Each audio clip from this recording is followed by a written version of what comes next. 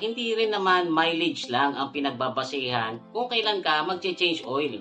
Dahil kailangan rin po natin pagbasehan sa pag-change oil ay yung months. Yan kasing mga langis, once na inilagay po natin yan sa makina natin, bibilang na po tayo niyan. Kung ako po ang tatanungin nyo, okay ang langis hanggang 12 months.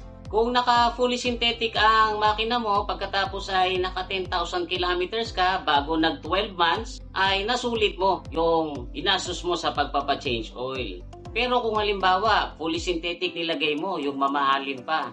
Pero umabot na ito ng 12 months, nakaka 5,000 kilometers ka pa lang. Sabi ng mga experts, kailangan mo na rin niyang i-change oil. Mahaba pa nga yung 12 months kasi mayroong mga kasa at saka mga shop na hindi nagre-recommend ng 12 months. Ang sasabihin nila sa inyo ay hanggang 6 months lang kahit fully synthetic oil ang ginamit nyo. Kaya talagang nakakapanghinayang kung halimbawa sa loob ng 6 months ay 1,000 kilometers or 2,000 kilometers lang ang inandar ng sasakyan mo, mag-change oil ka na naman ng fully synthetic. Madami pa naman po mga car owners na nangingibang bansa katulad ng mga seaman na kaya lang nila nagagamit yung sasakyan nila kung nandito sila sa Pilipinas. Mamamasyal sila dito, tapos sa pamamasyal nila naka 1,000 or 2,000 kilometers lang sila. And then, kailangan na nila ulit maghanap buhay at sumakay sa barko. Mawawala na naman sila ng 6 months or mas matagal pa. Kaya pag uwi nila dito sa Pilipinas, kuminsan sinachat nila ako, ang tanong nila sa akin, kailangan na ba nila ulit i-change oil? Kakaunti pa naman daw ang tinakbo ng sasakyan nila. Wala nung huling change oil.